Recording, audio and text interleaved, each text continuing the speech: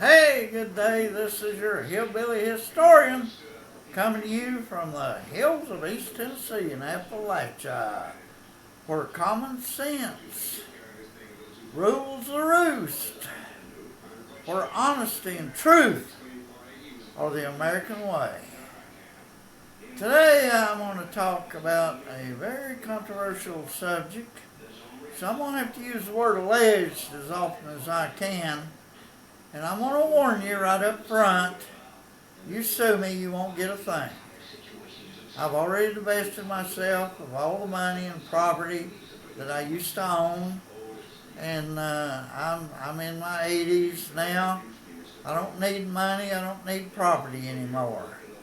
So I've divested myself. You sue me and win, you won't get a dime, because I ain't got a dime to give you.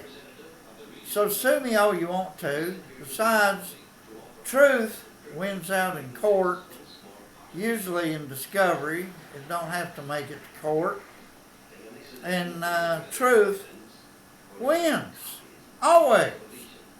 So sue me all you want to. If I don't beat your ass in court, you still won't get anything.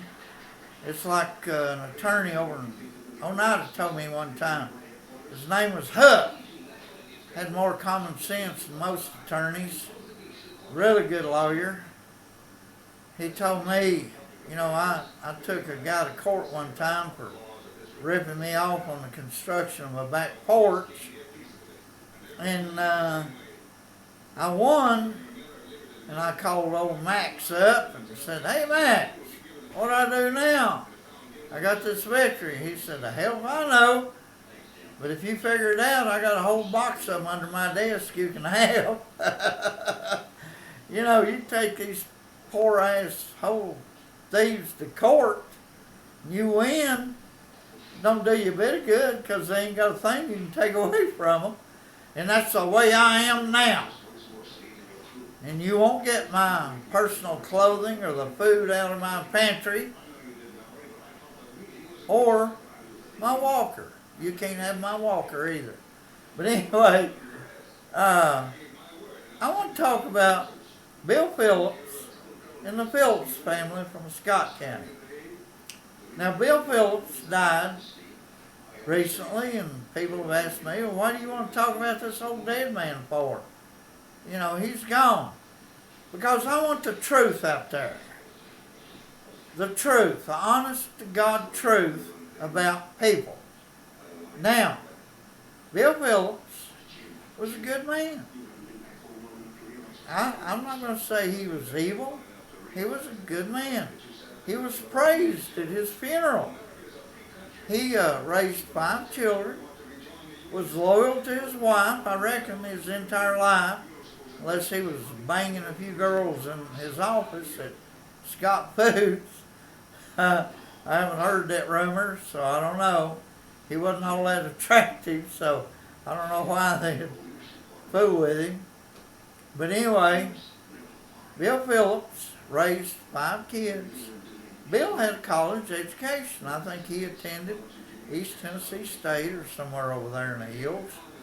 And I think he got a degree in business management. And he purchased a little store in Oneida and became a storekeeper. And the store was on the first floor, and he raised his family on the second floor. And his kids bathed in wash tubs behind the stove, the coal stove, just like the rest of us hillbillies in Scott County. He,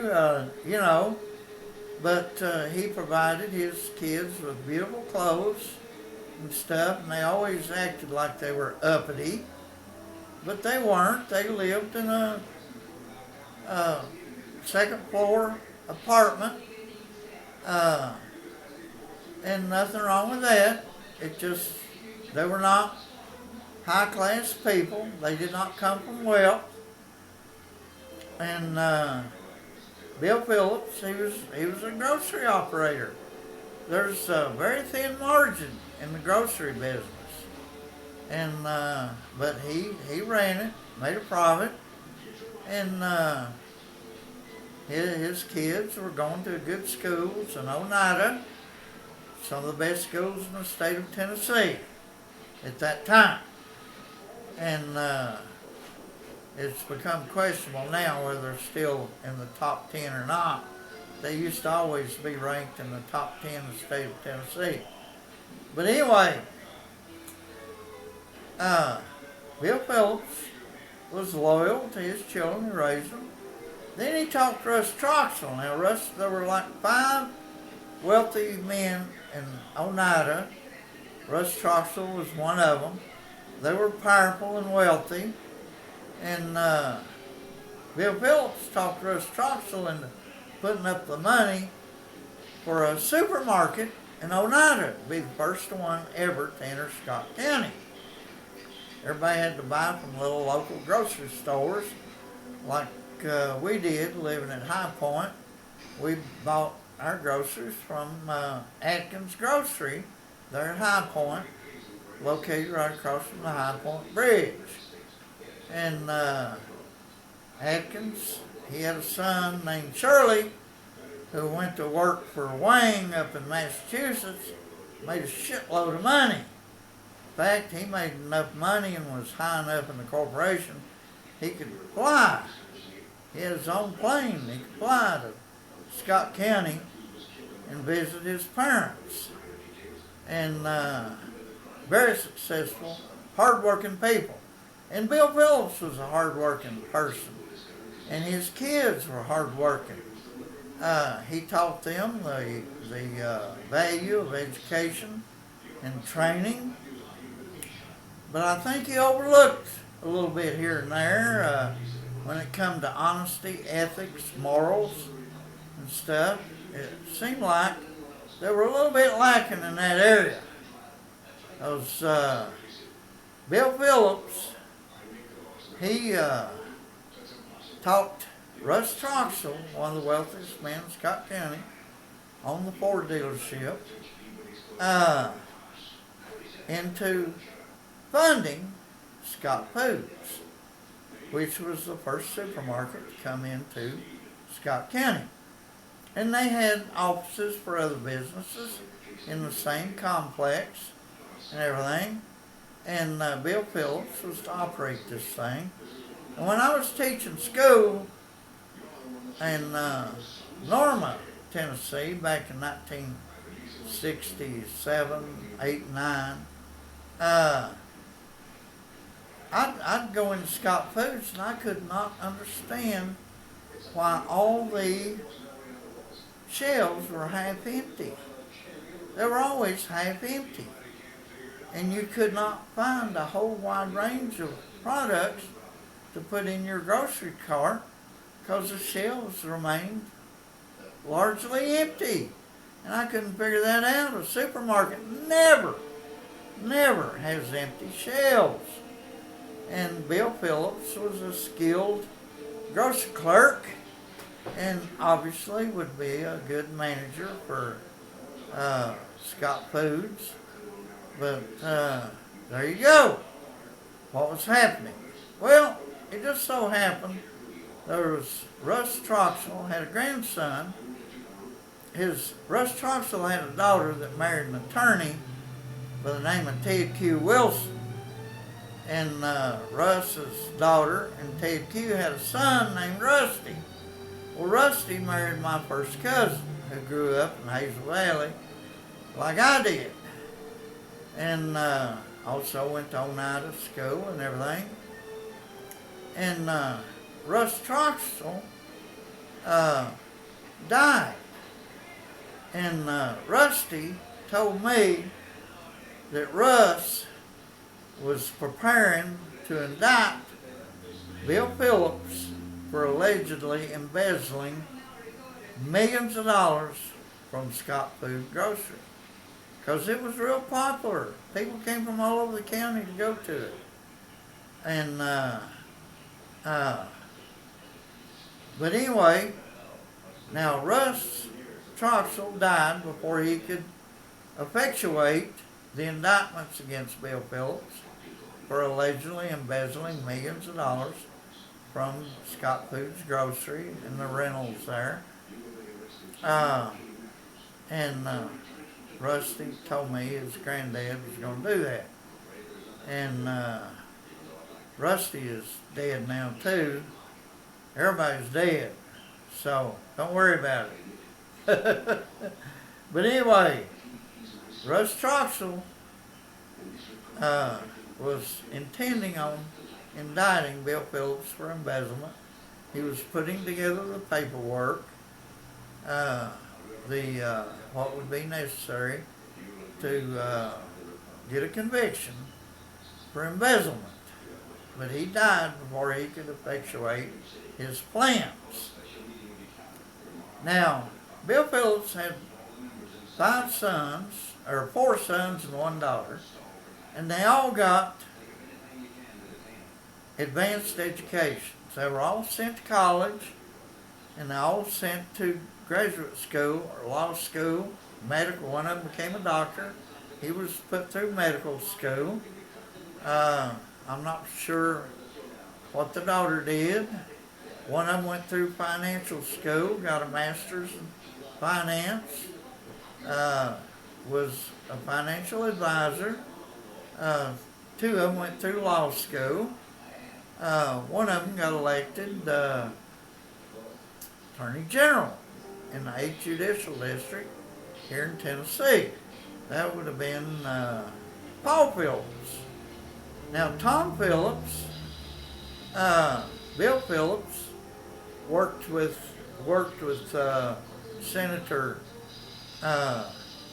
from Scott County, Howard Baker, and got Tom Phillips an appointment to federal court in Knoxville. So that was pretty good. Now, I went to college at Berea College with Tom Phillips. And the great thing about Berea is there's no tuition. So Tom's dad didn't have to pay tuition, but he had to pay room and board. And Tom was always well dressed, so I'm sure he had a good clothing budget and everything. But on a grocery clerk's salary, or a grocery manager's salary, which shouldn't have been more than $30,000 back in them days, in the 50s, 60s, and 70s, to put 5 kids through all this education, because all of them didn't go to Berea, only one did. And so they went to colleges where you had to pay tuition, lots of it. And advanced schools, graduate schools, law schools, stuff like that. It cost a lot of money. And Bill Phillips was able to pay for all that. And my understanding is he paid cash for 3 homes for himself and 2 of his children, Tom and Paul, there in Scott County. Nice homes with lots of property, long driveways, that sort of thing, in uppity areas. And so Bill Phillips was obviously living way beyond his means and spending it on his children, which is not an evil thing, but yet wasn't his money. And Russ Troxell was planning on indicting him for embezzlement, stealing millions from Scott Foods. You probably remember how the shelves were half empty in there in the mid-1960s. It was absolutely unbelievable. And but anyway, his son Paul Phillips was elected to Attorney General, 8th Judicial District, and he was on 60 Minutes twice for sending a man to the death penalty, got a man in the death penalty for murder in the 8th Judicial District. I think it was in Union County. He was on 60 Minutes twice for railroading this man who was found later, finally after years on death row, found not guilty through DNA evidence, and was finally set free. But Paul Phillips would never back down, never admit he did anything wrong. But this was a weak man, and he saw an opportunity to take this weak man, put a feather in his cap, and he railroaded him, got him convicted in first-degree murder, and got him the death penalty. And thank God there's such a thing as people out there trying to prove the innocence of some of these people who get railroaded. And Paul Phillips was on 60 Minutes twice for doing this. And he would never back down. He would never back down and admit he made a mistake. Another thing about Paul Phillips, he was very corrupt, allegedly corrupt. I grew up with a boy by the name of Marvin Lau, who grew up in the High Point area. He ran around with my older brother because Marvin was older than me. And Marvin's still living, Smoky Junction, Tennessee. And Marvin had a son and a daughter. And he was married to Dorothy Lau, I think was her original, or Lloyd was her original maiden name. And they had 2 children, boy and a girl, and that boy was busted for having the biggest meth lab that had ever been busted in East Tennessee. That's like in the old days, that'd be like getting busted for having the biggest steel in East Tennessee. He had the biggest meth lab. And this boy told, after he was set free, he spent 2 or 3 days in jail, and that was all. He walked scot-free out of jail, and he told that his dad, Marvin, gave Paul Phillips $50,000 and gave Sexton, who was the criminal court judge at that time, and Shane Sexton gave him $50,000 apiece, and his son walked scot-free. All charges were dropped. So you can't tell me he wasn't corrupt. In fact, I caught David G. Young and Jim Dial here in La Follette getting the key from the maintenance man, the janitor who cleaned up the election office and the courthouse after everybody went home. And they got the key from this janitor and was going into the election office and damaging voter records, destroying voter records, which is a felony. It's a state and federal felony to destroy voter records intentionally. And I caught them 3 times. The 3rd time, I made sure I got evidence of what they were doing and who was doing it. And I wrote a 17-page paper on it, and that was sent to the state election director, a guy by the name of Will Burns. Will Burns contacted Paul Phillips, told him he wanted these 2 men prosecuted. Paul said, well, I can't prosecute them because I don't understand it. What a dumb piece of shit. You know, you get real criminals committing real crimes, and he wouldn't do it because David G. Young at the time was the executive of Campbell County, and Jim Dial, of course, was his buddy, criminal buddy, who would do it for him. And what's amazing is those criminals got their feet into the county offices so far that Jim Dial was hired as a computer person for Campbell County government offices. I mean, they hired the biggest criminal, backstabbing criminal in the history of Campbell County to handle their records. And there was a whole lot of other crooked stuff went on too that I don't really have time to talk about here. Uh, but amazing what went on. And Paul Phillips refused. Now, David G. Young later was busted by, I think, the FBI and the TBI for selling drugs, and they had him do it in Anderson County because they were afraid they wouldn't be able to get a jury in Campbell County to convict him. So they got him to make the sales in a motel in Anderson County.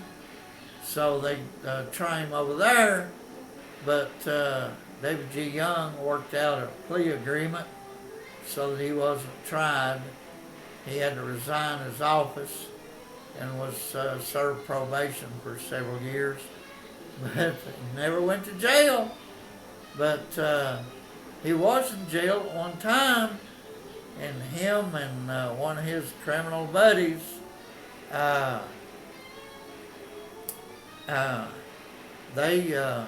they would drive to UT together and go to college, and they let David G. Young out of jail in the daytime so he could go attend class over at UT and get his degree in business. It's so hey, we got criminals who know how to work hard too.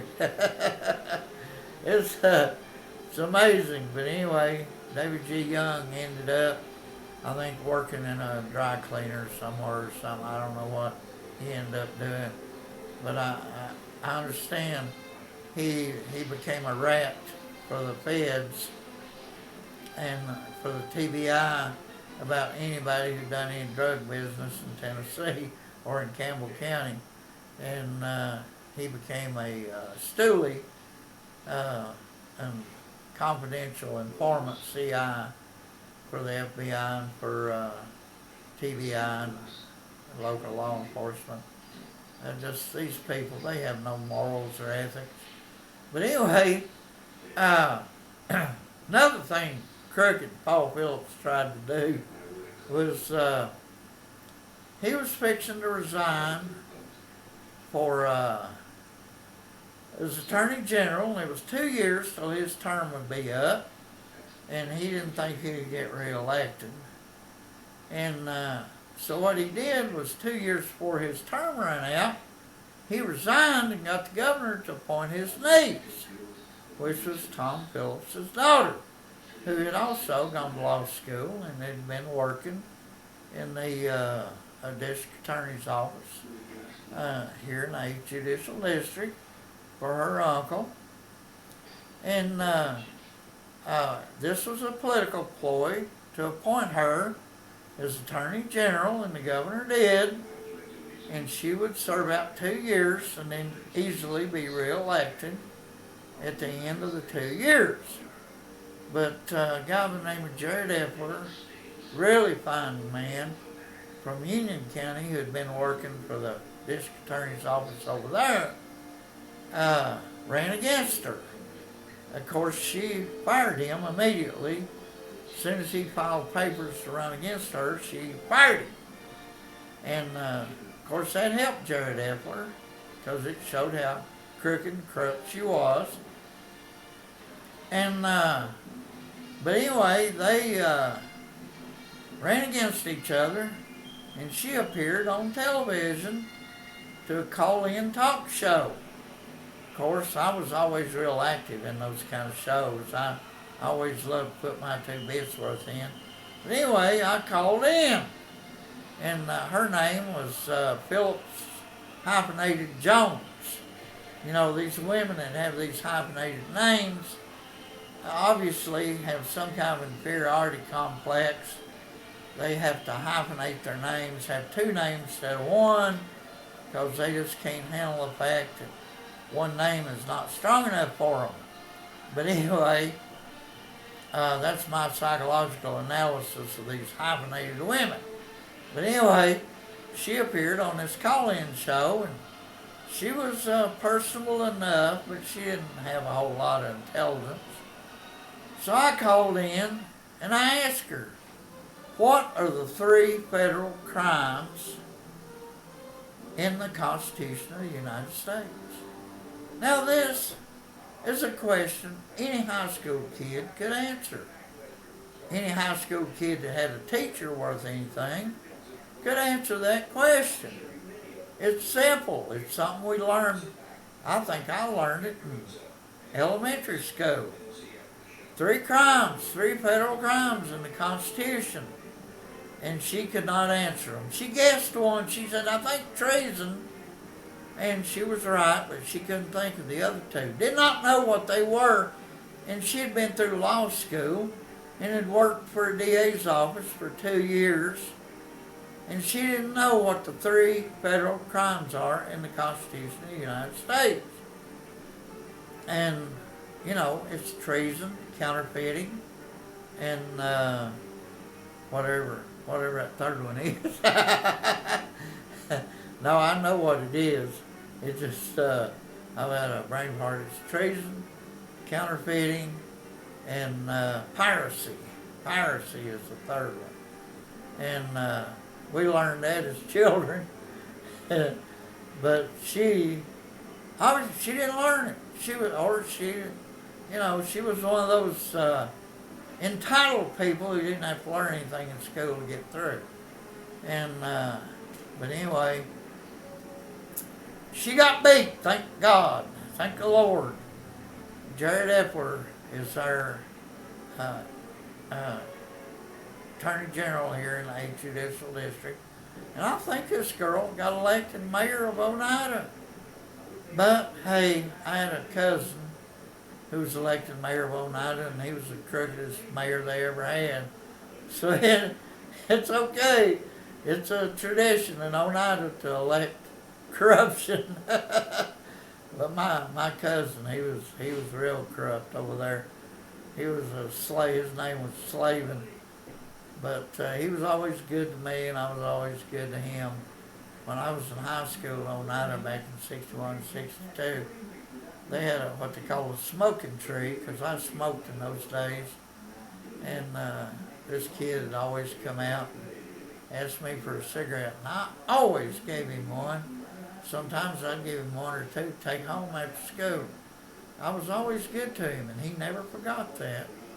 And when I was started my business there in Oneida, he introduced me to all his cops and told them this, put his arm around my shoulder and said, this is my cousin. Basically, he was telling them not to be writing me tickets.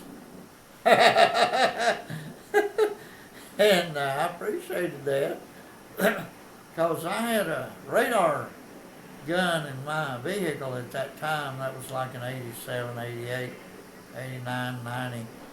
And I'd drive through Oneida on Friday or Saturday night coming back from a client doing business.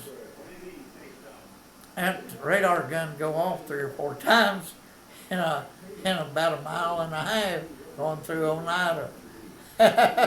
They were out there to write tickets going and coming, but they always left me alone. And I always appreciate that. But he got caught embezzling a whole lot of money from the city of Oneida. And he bought a farm with a lot of cattle and stuff like that. But they didn't take it away from him. He just had to resign and go retire on his cattle ranch. So these corrupt people end up pretty good shape, you know. Russ Troxell died before he was able to effectuate the indictments against Bill Phillips. Now, people say, well, why do you talk about this? He's old, he's died, he's gone, his children are working and everything. I tell it because it's the truth. It's the honest to God's honest truth. That is what the world is all about. I have little patience for lies and ignorance. And I'm not saying Bill Phillips was a bad man. He was loyal to his children. Little overly loyal, you might say. He was loyal to his wife. He never divorced her. He was good to his children, took real good care of them. He knew the value of education. He knew the value of hard work. It's just that he had a few sticky fingers, which a lot of people have when they go to work for another man, you know.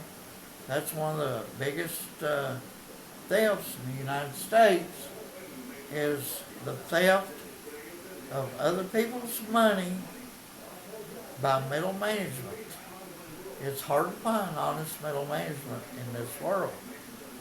You know, I've had employees steal from me. You know, uh, thank God it wasn't all that much. Not enough to indict anybody, but you had to watch out. You always had to be careful with your money. If you run a business, you have to be doubly careful of what people do. Because I go to KFC, the last time I was there, I bought an 8-piece bucket and only got 6 pieces. The time before that, I bought an 8-piece bucket and only got 7 pieces. Next time I go to KFC, I'm going to go to the counter and count them. Dump the pieces out right there on the counter and count them. Because I'm tired of getting ripped off by these drive-through thieves who steal from you and then they eat the chicken later on their break or take it home with them. And because a lot of people, when you drive home, you know, you just don't have the time and energy to get back in the car and drive back to KFC. And these damn drive-through people know that, and they tend to. Now, I've never had anybody at Lee's Kitchen in Oneida ever steal a piece of chicken from me. And I bought 20-piece buckets over there several times. And they never stole from me.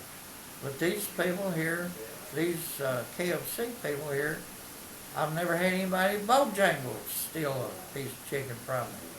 But KFC is bad for it, real bad. And trouble is, they have the best chicken in town, and that's where you want to go. And I'll tell you what, I'll buy it across the counter from now on and dump it right there in front of them and make sure I got my 8 pieces. That'll be 2 breasts, 2 thighs, 2 wings, and 2 drumsticks. That's right. I got beat out of a thigh and 2 wings the last 2 times I've gone through there. It's amazing how these drive-through people steal from me. And I always tip them. You know, both those people that stole from me were tipped. And I'm tired, I'm sick of it. And so anyway, honesty, justice, truth, and the American way. That's why I talk about people like Bill Phillips. Because they should not go to their grave with people thinking they walked on water. Because they did not. They weren't bad people. They just weren't angels with halos. They were people. People, real, down-to-earth people who worked hard, but yet had a few sticky fingers. So that is my assessment of Bill Phillips of Oneida grocery fame. And you have a good day.